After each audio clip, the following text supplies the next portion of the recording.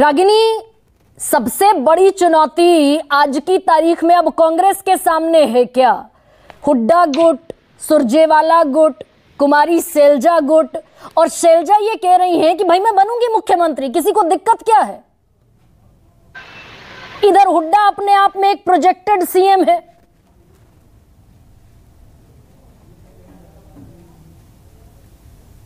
आज छोटा सवाल था गरिमा, उम्मीद है जवाब थोड़ा बड़ा देने देंगी। तो देखिए, जैसा कि हमेशा करती हूं, मैं इन पंक्तियों के साथ अपनी बात की शुरुआत करती हूं कि यूं ही उलझती रही है जुल्म से खल्क, ना उनकी रस्म नई है ना अपनी रीत नई, और यूं ही खिलाए हैं हमने आग में फूल। और ये कमल का फूल नहीं है, ये पंडित नेहरू की जैकेट पे लगा हुआ वो गुलाब का फूल है जिसकी कौमी एकता की खुशबू से हिंदुस्तान महकता था। तो यूं ही खिलाए हैं हमने आग में फूल, ना उनकी हार नहीं है ना अपनी जीत नहीं। तो गरिमा देखिए, हाथ में पहने हुए कंगन को आईने की और प्रत्यक्ष को प्रमाण की जरूरत नहीं होती है। फिर भी कोई गांधारी बन के आंखों पर पट्टी बांध ले तो गलतफहमी का शिकार होना चाहे तो इसमें क्या किया जा सकता है? पूरा हरियाणा कांग्रेसमय है। जनता जनार्दन कांग्रेस के अलावा कोई विकल्प नहीं देख रही है। और ये कहना अतिशयोक्ति नहीं होगी कि भारतीय जनता पार्टी अगर डबल डिजिट पर भी ना पहुंच पाए, 10 का आंकड़ा भी ना छू पाए, यही आज की सत्यता नजर आ रही है। तो मुझे लगता है भाजपा के पास कोई विकल्प नहीं है। भाजपा के पास कोई विकल्प नहीं है सिवाय इसके कि थोड़ा दुष्प्रचार करें, कहीं ना कहीं मीन मेख निकालें, कमियां निकालें, इंडिया गठबंधन के साथियों को आपस में लड़वाने या दिखाने की कोशिश करें। पिछली बार इन्होंने जाट बनाम नॉन जाट का कार्ड खेला था, इस बार ये दलित वाला मुद्दा उठाकर ले आए हैं। पर आप देखिए, आपने 2-3 सवाल मुझसे पूछे, मैं जल्दी से जवाब देती हूँ। पिछले 4 प्रदेश अध्यक्ष कांग्रेस पार्टी के दलित थे। फूलचंद मुलाना हो, अशोक तंवर हो, स्वयं कुमारी सैलजा हो, या अभी चौधरी उदय भान हो। पर भारतीय जनता पार्टी के प्रवक्ता से पूछ लीजिएगा, पूरे देश में एक भी प्रदेश अध्यक्ष दलित नहीं है, पूरे देश में एक भी मुख्यमंत्री दलित नहीं है। और पिछली बार जब मैं और सिद्धार्थ स्टूडियो में थे आपके साथ, मैंने ये सवाल पूछा था कि बताइएगा कि अगला सरसंघचालक राष्ट्रीय स्वयंसेवक संघ का कब दलित बनेगा, तो इनके मुंह में दही जम गया था, कोई जवाब नहीं दे पाए। तो रागिनी, ये मान ले ना, बड़ा अच्छा है, ये मान ले कि भाई कांग्रेस पार्टी दलितों की हितैषी और हिमायती है, तो इस बार हुड्डा मुख्यमंत्री नहीं होंगे, कुमारी सैलजा जो एक तरीके से दावा ठोक रही हैं, इस बार मुख्यमंत्री महिला होंगी और दलित होंगी। ये आप मोहर लगा रही हैं क्या एक तरीके से?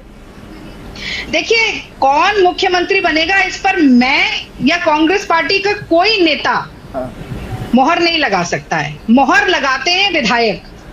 विधायक अपने विधायक दल का नेता चुनते हैं, वो मुख्यमंत्री होता है। और आपने एक और बड़ा आरोप लगाया कि एक खेमे को टिकट मिली, दूसरे खेमे को टिकट नहीं मिली। देखिए, सबसे महत्वपूर्ण फैक्टर है विनेबिलिटी। बड़ी लंबी सूची आई इस बार, हर सीट पर हमारे पास 10-10, 15-15 प्रत्याशी थे। एक कमिटी बनी हमारी, एक पीसी होती है, प्रदेश लेवल की इलेक्शन कमिटी होती है। उसके बाद उसमें से जो नाम सिलेक्ट होके जाते हैं वो सीसी में जाते हैं। इस बार उसके बाद भी एक सब कमिटी बनाई गई, क्योंकि दावेदार इतने प्रबल थे। हर प्रत्याशी जो सामने था वो जीतता हुआ नजर आ रहा था, लेकिन उसमें सबसे बड़ी संभावना जिनकी थी उनको टिकट मिला है। और वो ज्यादातर हुड्डा कैंप के ये कांग्रेस पार्टी की होगी। ये इत्तेफाक तो नहीं हो सकता कि भाई पार्टी आला कमान सीईसी की बैठक में, जिन पर बड़ा संशय में था कि भाई ये जितने भी धर्म सिंह छोकर हो, रावदान सिंह हो, सुरेंद्र पवार हो, जो जेल में बंद है, कि इनको टिकट नहीं दिया जाना चाहिए, लेकिन हुड्डा चला ले गए अपनी। ये सारे हुड्डा कैंप के थे, तीनों को टिकट मिल गया। अलावा इसके 5 और हुड्डा कैंप के लोगों को टिकट मिल गया। तो 41 में से अगर 10 हुड्डा कैंप के लोगों को टिकट मिले और कुमारी सैलजा कह दें कि भाई हुड्डा की चली है, तो गलत क्या कह रही है? भाई गरिमा जी, ईडी, सीबीआई, देश की जांच एजेंसी किस तरीके से कठपुतली बनकर विपक्ष के नेताओं पर केस चला रही है और जेल भेज रही है, इस बात की गवाही तो मुझे लगता है आम आदमी पार्टी भी देगी आपके चैनल। अरविंद केजरीवाल जी भी जेल में हैं, अभी हेमंत सोरेन जेल में थे। लगातार विपक्ष के नेताओं के ऊपर इस तरीके का कुठाराघात करके, जांच एजेंसियों का गलत इस्तेमाल करके जेल में भेजा जा रहा है। लेकिन जब तक उनकी सजा करार नहीं होती, वो दोषी नहीं पाए जाते। आप याद रखिए ना, कानून क्या कहता है, इनोसेंट अंटिल प्रूवन गिल्टी। तो इसीलिए उनको टिकट मिली। अगर आरोपी वो ठीक है, लेकिन ये इत्तेफाक है क्या रागिनी? लेकिन ये इत्तेफाक है क्या कि जो 31 उम्मीदवारों की पहली लिस्ट आपने जारी की रागिनी? नहीं, सुनिए ना, पॉलिटिक्स क्या ये इत्तेफाक है कि 31 उम्मीदवारों की लिस्ट में रणदीप सुरजेवाला कैंप का एक भी कैंडिडेट नहीं, कुमारी सैलजा गुट के 4 कैंडिडेट और हुड्डा ग्रुप के 10 कैंडिडेट। देखिए, आप बाल की खाल निकालना चाह रही हैं, पर बाल की खाल निकलेगी नहीं यहाँ पर। कहते हैं कि politics is the art of the possible, संभावनाओं का खेल है। तो हाँ, संभावना हो सकती है कि भाई जिनकी विनेबिलिटी ज्यादा है वो हो सकता है कि किसी एक नेता से जुड़े हुए ज्यादा लोग हों, पर ये कहना कि एक खेमे को दिया दूसरे खेमे को नहीं दिया, देखिए मुझे लगता है कि ये खामा खा के आरोप प्रत्यारोप, अनर्गल बातें करना, अर्थ का अनर्थ करना, इससे कुछ नहीं बदलेगा। मुझे लगता है कि संयोग ये नहीं है, ये बिल्कुल संयोग नहीं है या कि भारतीय जनता पार्टी ने पिछले 2014 से लेकर 24 में 5 प्रदेश अध्यक्ष बदले, 2 मुख्यमंत्री बदले, उसके बाद चुनाव की तारीखें भी बदल दी। फिर जो मुख्यमंत्री बने वो इतना डर गए कि उसके बाद वो जिस सीट से लड़ते थे करनाल, वो सीट भी बदल दी। उस सीट पर भी लेकर बड़ी अफरा तफरी मची हुई है।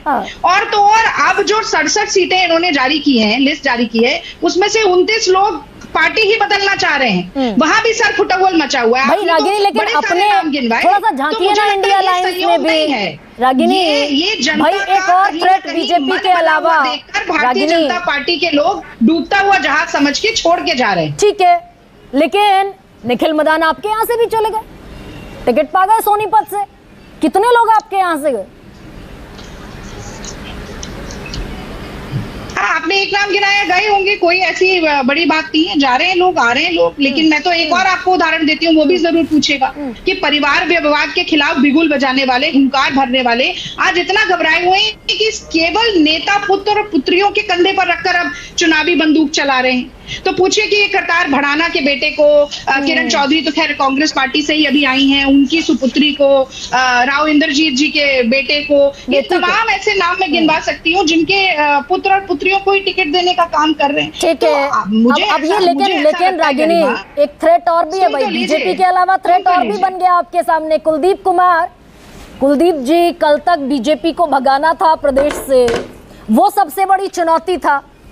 और आज सुशील गुप्ता ये ताल ठोक रहे हैं कि भाई 2 बाइपोलर इलेक्शन है, एक तरफ कांग्रेस है, एक तरफ आम आदमी पार्टी है, तो फाइट कांग्रेस से है ना। गरिमा जी, पिछले मैं ये कुलदीप कुमार से पूछ रही हूँ रागिनी, बीजेपी को गरिमा जी बीजेपी को भगाने वाला, बीजेपी कुलदीप भाई अभी मेरी बारी है, बीजेपी को भगाने वाला एक टिप्पणी कर दूं, फिर आप आगे बोल लीजिएगा। अच्छा ठीक है रागिनी, कहिए। हाँ। ओके, गरिमा, देखिए कांग्रेस पार्टी मन, वचन और कर्म से ये बात मानती है कि देश को चलाने के लिए 56 इंच के सीने का आडंबर नहीं चाहिए, बड़बोलापन नहीं चाहिए, जुमलों की बौछार नहीं चाहिए, दरिया दिली चाहिए। और इसीलिए आपने देखा होगा लोकसभा के चुनाव में भी एक ऐसी नींव का हमने काम किया जिसने एक बड़ी इमारत बनाकर खड़ी की, जिसके सामने कहीं ना कहीं मोदी जी का महल भी बोना लगने लगा। अब हमने हर प्रदेश में कोशिश की। देखिए लोकसभा में भी ऐसा हुआ, पंजाब में कांग्रेस पार्टी और आम आदमी पार्टी साथ में नहीं लड़ी, और दिल्ली में लड़ी, हरियाणा में लड़ी, गुजरात में लड़ी।